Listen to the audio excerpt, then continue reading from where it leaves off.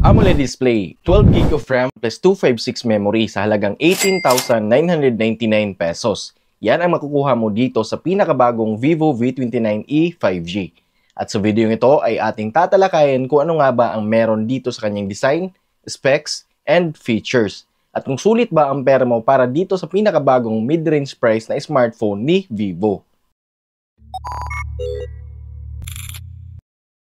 Okay, simulan muna natin dito sa kanyang design. Pagdating sa design nitong si Vivo V29e 5G, ito ay naka-matte design dito sa likod, pero makinis yung texture niya. At sa material naman na ginamit nila dito sa kanyang frame, ito ay made in plastic. At ang kagandahan din dito ay hindi naiiwan ang fingerprint natin. At hindi rin ito madaling kapitan ng alikabok. Now, sa nakikita natin dito sa likod, ito ay may dalawang lente ng camera na may kasamang LED flash at Aura Light 2.0. na magagamit natin bilang ring light sa tuwing nagtitake tayo ng photo or video. At kaya din ito doon kay Vivo V29 5G na naa-adjust ang ilaw nito ng warm light into cool light. Now, isa pa sa katangian na meron itong si Vivo V29e 5G ay ang kanyang color changing effect. Sa tuwing natatapit ito sa sinag ng araw ay nag-iiba ang kulay ng back panel nito. Itong kulay na forest black ay naging dark green kapag natatapat ito sa sinag ng araw. Now, malipat naman tayo dito sa harap kung saan ito ay made in glass at may maliit na punch hole design camera. At sa nakikita naman natin dito sa kanyang screen, ito ay may manipis na bezel, which is good para sa screen ng phone na to na may manipis na bezel dahil mas malapad na ito kung ating titignan. Now, malipat naman tayo dito sa kanang bahagi. Dito nakalagay ang kanyang power button and volume rocker. Dito naman sa itaas na bahagi ay dito nakalagay ang kanyang noise cancelling microphone. Dito naman sa ibabang bahagi ay dito nakalagay ang kanyang speaker at naka-single speaker lamang ito. Now, sa katabi naman ito ang kanyang USB Type-C port, microphone, and SIM card slot na pwede lang natin lagyan ng dalawang 5G nano SIM card at wala na itong slot para sa micro SD card. At sa nakikita din natin dito na wala din pala itong 3.5mm audio jack. Ang kailangan lang natin dito gamitin ay yung Type-C wired earphones or Bluetooth headset. Now, mapunta naman tayo dito sa kanyang display. Pagdating sa display nitong si Vivo V29e 5G, ito ay naka 6.6 inches AMOLED display at may resolution na 1080 by 2400 pixel at may 1150 nits peak of brightness. As we can see dito sa kanyang display, matingkad ang kulay at mas maliwanag ito. At kahit pa nasa labas man tayo ng bahay, wala talaga tayong magiging problema sa display nito dahil visible na visible pa din ang display ng phone na to. At pwedeng-pwede tayong manood ng movie dito sa outdoor.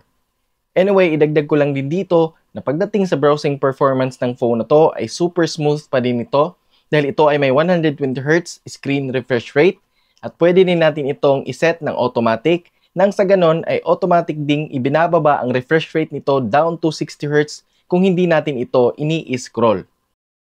Alright, mapunta naman tayo dito sa camera ni Vivo V29e 5G. Ito ay may 64MP main sensor camera with PDAF and OIS.